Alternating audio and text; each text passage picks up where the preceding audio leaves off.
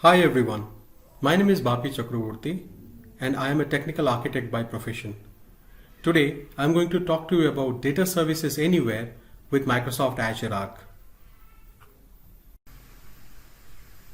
In this short drive, we will explore about a new capability by which you will be able to run data services such as SQL managed instances, PostgreSQL, either on premises, at the edge, and in multi-cloud environments on the infrastructure of your choice.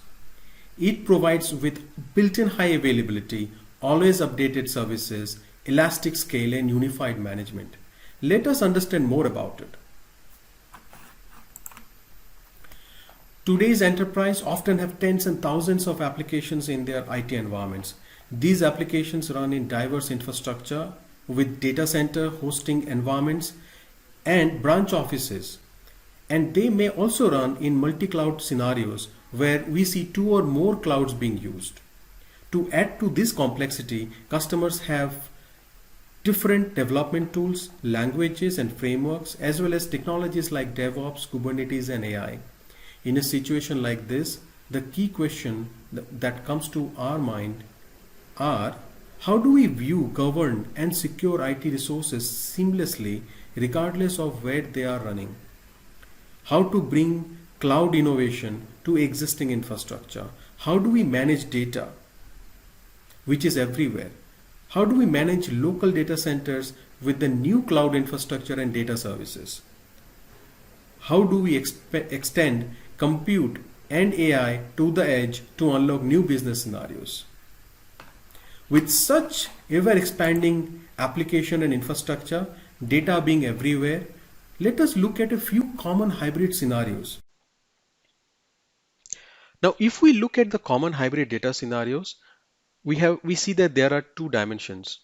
On the left, we see the dimensions which are requiring those applications which needs to be modernized and requires newer data capabilities, which includes cloud automation and always updated databases.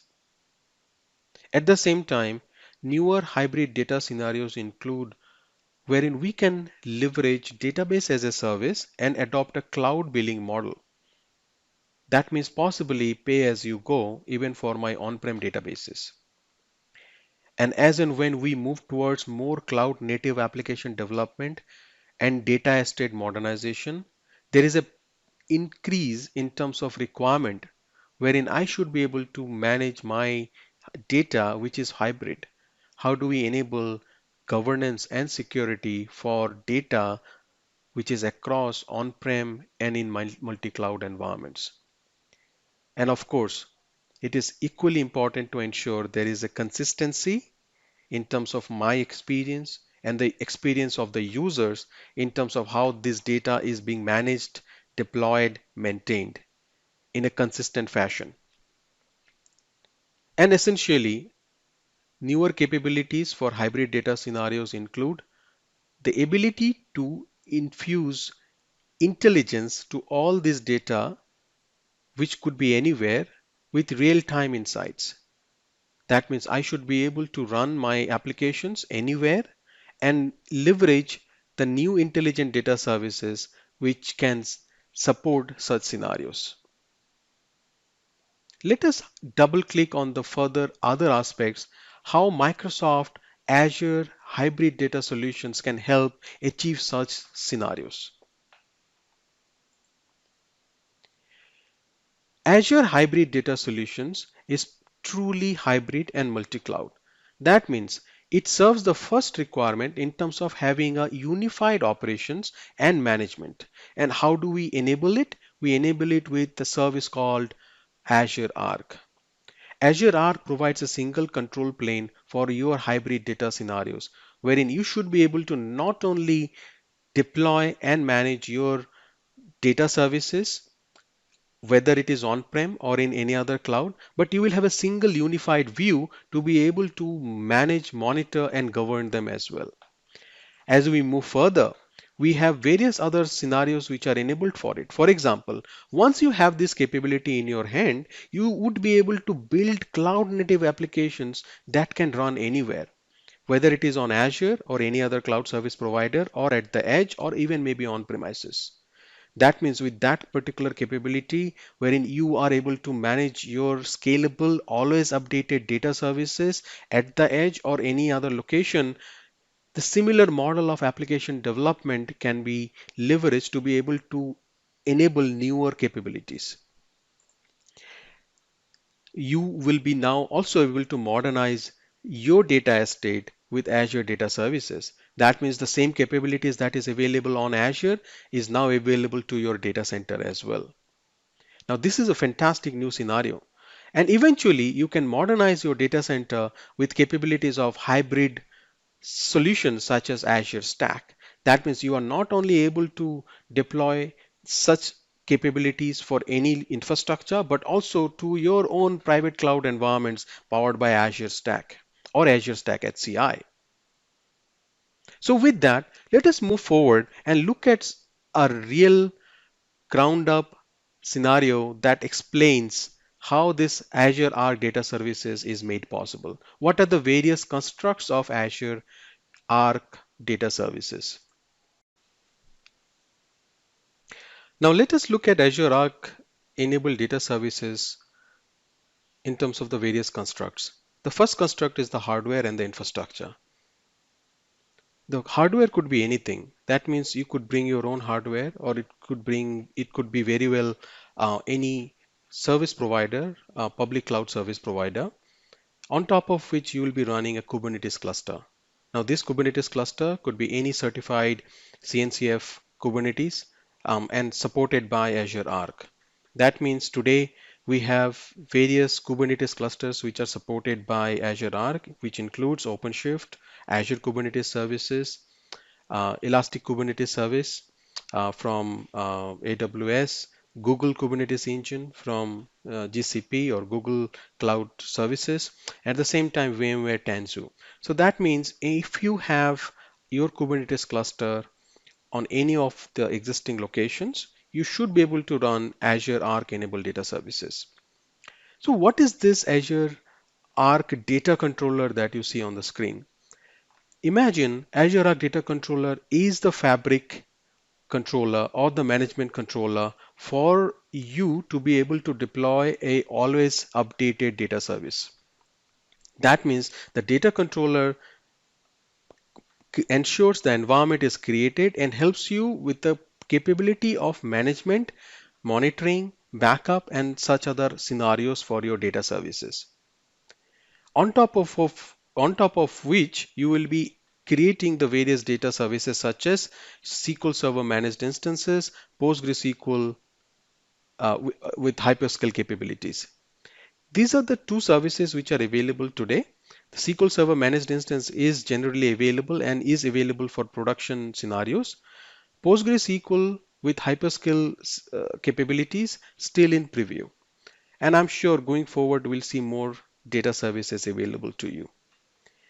That means once you have deployed the data controller and enabled the data services and deployed your databases on top of it, your applications, which could be a custom application or analytics or any other business intelligence scenarios, are made possible. All right, now let us take a quick look into the Azure Arc enabled data services architecture. The first part is the Kubernetes cluster itself, which could be a multi-node cluster and can hold all your workloads in it. The second part is the extension. Extensions make it possible for you to run Azure Arc enabled data services. It enables Azure Resource Manager based deployments of cluster extensions and lifecycle management of extension Helm charts. Simply put, extensions help us to serve additional capabilities to a Kubernetes cluster. The next one is custom location. A custom location provides us with a way so that we can provide Azure Arc enabled Kubernetes clusters as a target location for deploying our data services. A custom location could very well be a namespace in a Kubernetes cluster to which we'll be deploying our services to. You can name any name, you can give any name you want. The next construct is the Azure Arc Data Controller. A data controller is a local control plane that enables data services in your managed environments. Once you have created Azure Arc Data Controller on the Kubernetes cluster, you can deploy Azure Arc data services such as SQL managed instance on that particular data controller. With deep integration, it also helps us to provide additional capabilities such as billing, logs, metrics, resource management, etc. And maybe additional more such as backup retention, patch management, scaling, and so many others. As of today, Azure Arc enabled data services provides us with two different options to connect to Azure. And these two options are directly connected and indirectly connected. Depending on how you are connected to Azure, it provides different kind of capabilities. The connectivity mode provides us with the flexibility to choose how much data is sent to Azure and how users interact with the data controller. Depending on the connectivity mode that is chosen, some functionality of Azure Arc enabled services may or may not be available. Very importantly, if Azure Arc enabled data services are directly connected to Azure, then users can use Azure Resource Manager APIs, Azure CLI, and the Azure portal to operate the Azure Arc data services. The experience in directly connected mode is much like how you would use any other Azure services with provisioning, deprovisioning, scaling, configuring, and so on, all using the same Azure portal. If the Azure Arc enabled data services are indirectly connected to Azure, then the Azure portal is read-only view. You cannot make any modifications through Azure portal. You can see the inventory of your SQL managed instances and SQL Postgre Hyperscale instances that you have deployed and the details about them, but you cannot take any action on them in the Azure portal. In the indirectly connected mode, all actions must be taken locally using Azure Data Studio, the appropriate CLI, or Kubernetes native tools such as kubectl. Additionally, Azure Active Directory and role-based access control can be used in directly connected mode only because there is a dependency on a continuous and direct connection to Azure to provide such functionalities. Now, once you have deployed Data Controller either in one of these two modes, you should be able to use other native tools such as Azure Portal, CLI, Data Studio, or Kubernetes tools such as kubectl to manage your data services inside a Kubernetes cluster, which could be anywhere.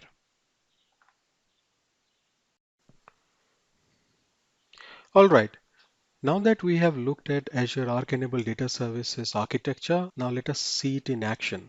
In this small demonstration, what we will do is we'll deploy a managed data services for Azure SQL managed instances into a Kubernetes cluster, which is on premises. Let us get started. What do you see right now is Azure Arc dashboard on Azure portal. In this particular dashboard, we have various services which are enabled for Azure Arc. On the left hand side, we can see all the list.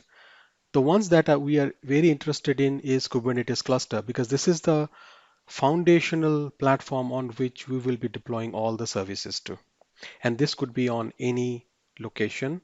It could be a Kubernetes cluster, which is in on-premises, on any other cloud service provider, or at the edge. Once we have onboarded the Kubernetes cluster, it shows up at a specific resource type, which is Kubernetes Azure Arc. And we can explore this Kubernetes cluster just a bit because we spoke about a few specific constructs of data services. Three of them specifically that I would like to mention.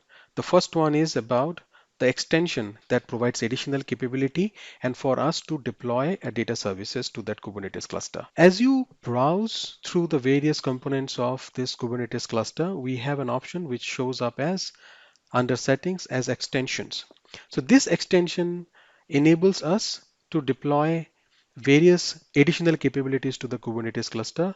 Here in this case, we have a specific extension that we have deployed, which is Azure Arc Data Services. After this particular data service extension is deployed, we would like to make sure that we are able to deploy to a specific location the data services capabilities or the data services functionalities. So for that, we will go ahead and define a custom location. We can either use Azure Portal to do that, or you can use Azure CLI to do it. Once you have created a custom location that I have already done here, I have a custom location named spark3-location-1, and it has also data services enabled. So as you deploy the custom location, you will go back and enable the extension and attach it to this custom location so that when you deploy the service, it knows which extension to which and which particular custom location to use to deploy the services to. Now that we have done this, that means we have defined the custom location. We have also defined the extension. Now is the time that we deploy a controller.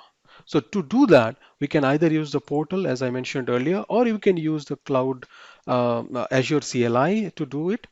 Here in this case, all you have to do is click on create through the Azure portal and then specify the location to which you want to do that. In this case, it's a simple wizard. So you can choose if it is an Azure Arc enabled Kubernetes cluster or any other Kubernetes cluster, which could be indirectly connected mode. So once you choose the directly connected mode, this is what we are moving ahead with in this particular scenario. You can choose the resource group to which you want to deploy the resources to. You can give a name to the resource name, such as data controller name, which could be anything. And then after that, you will choose the custom location that you want to bound it to. Here in this case, the custom location that we have defined earlier, which points to a specific namespace inside the Kubernetes cluster, which is the Spark 3 location 1. Once we have done it, you can define a template in terms of whether it is a Arc enabled AKS or EKS, GKE, or a KubeADM orchestrated cluster, OpenShift, or any other custom template.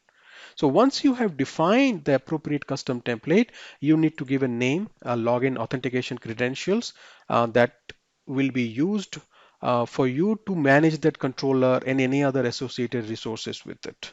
So this will be used, and then you will have a data controller deployed to that particular namespace. That means now your cluster is ready so that you can deploy a data service to it. Now, once this particular data controller is deployed, we will have the data controller showing up on the Azure portal. And as you can see inside the data controller, it also talks about the location to which we have deployed it to, the namespace which is inside the Kubernetes cluster. Here in this case, we have defined the custom location name and the namespace name to be similar, and also the connectivity type, which is direct. Once we have deployed the data controller, now we should be able to, or we should be good to deploy a SQL managed instance in this case. In this case, we have already deployed one SQL instance, but let us go ahead and create a new one. So that means all we need to do is to click on create, and then wizard will guide us to deploy a data service SQL managed instance into the same Kubernetes cluster. Remember, this is directly connected mode. Hence, I can go ahead and use Azure portal to make it happen. Otherwise, you can use SQL Data Studio, which will be connected to the data controller or any other AZ data CLI's tools so that you can, or Arc data, so that you can connect to it and manage it.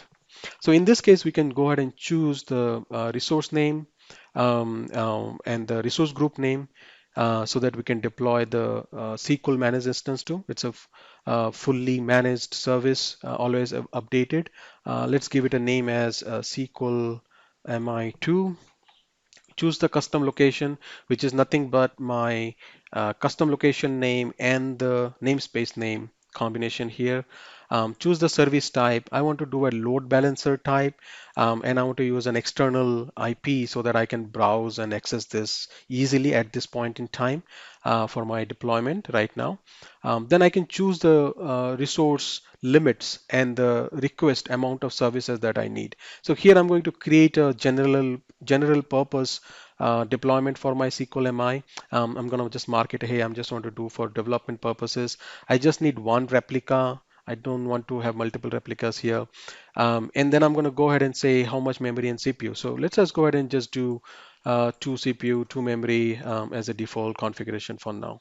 So once we do that, these are the constructs that will be used by the portal to deploy those specific containers for data instances. Now, once done, we'll have to provide the name and login for the account of the SQL instance. So let us go ahead and do that. So once we have provided the username and password, we should be good to deploy this. So it will go through a validation process, nice and easy. And once done, we can just say create. Now this is going to make sure that we are going ahead and deploying all the required resources into the Kubernetes cluster, create the data service inside the Kubernetes cluster, and then after that, we should be able to connect to this particular SQL MI instance, create a database into it, right? Now, for the purpose of simplicity, what we will do is we'll quickly browse through the existing deployment that we have until this finishes. So as we go ahead and look at the Azure portal, let us go ahead and connect to this to this particular deployment. So here in this case, if I do kubectl get namespace, you'll be able to see that I have the namespace, which is the Spark 3 location -1, which is nothing but the same name of my custom location also. Here we can see the namespace location that is there. Now let us look at all the containers which is available.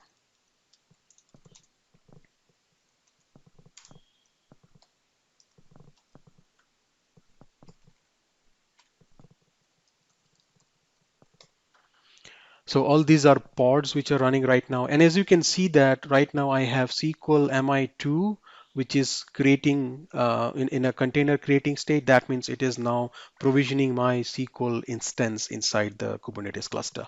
So in some time I should have this running. As you can see, this is running at least three containers, out of which only none of them are available right now. Maybe if we run one more time, it will show up more instances. It's going to take a little bit of a time as it provisions it. And after that, we can look at the various services which are created.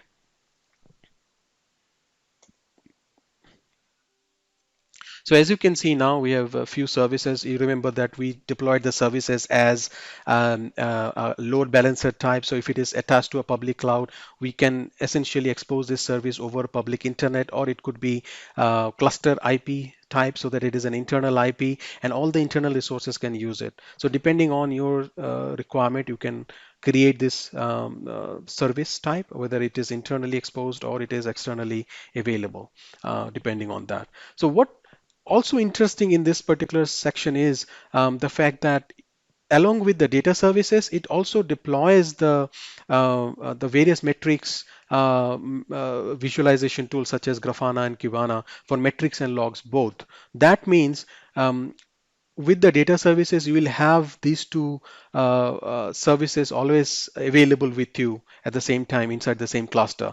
Anytime you can go back and explore the logs of the platform, and also you can look at the various utilization and the metrics of the platform.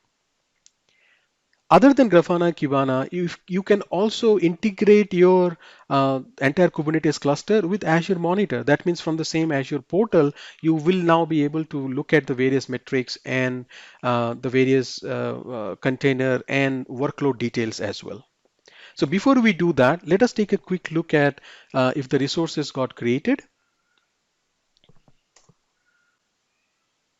So now I see that we have SQL MI2 already created. It is in a running state. That means if we go back to the Azure portal, the deployment is complete. Let us go to the resources.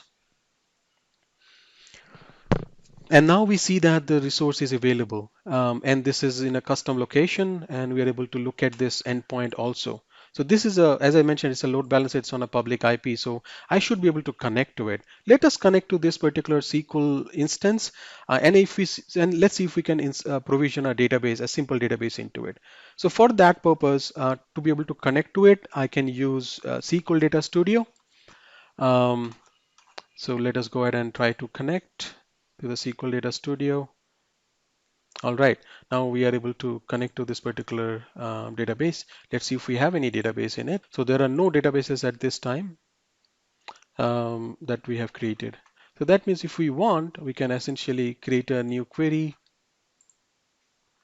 and maybe we can just create a simple database inside the SQL instance that we just deployed. So let us go ahead and run this.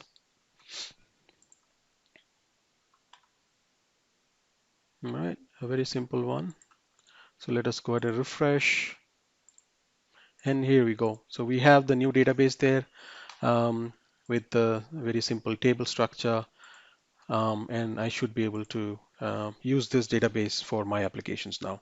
Now, this is the power of running data services anywhere. That means I should be able to pick it and take it anywhere and run it within my own data center or any other public cloud location.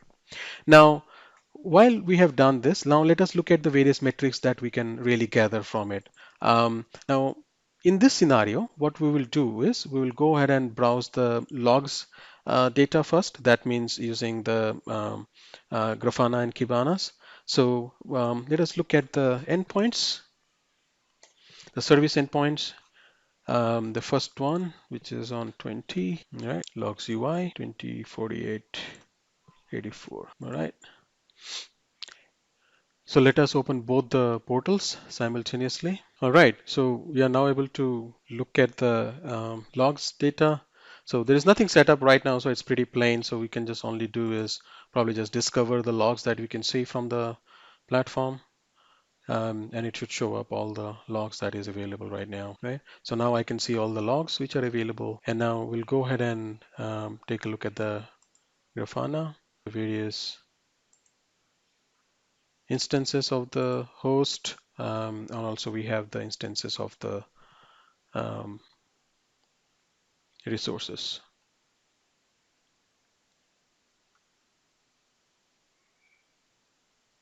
So I can now browse through all the various resources if I want. All right. So what we looked at in this demonstration, we were able to successfully deploy the data services anywhere, and we were also able to um, view the metrics, view the various dashboard of the various resources using Grafana and Kibana. And at the same time, we could manage all the resources through our Azure portal and look at the various constructs of the data services anywhere enabled through Azure Arc.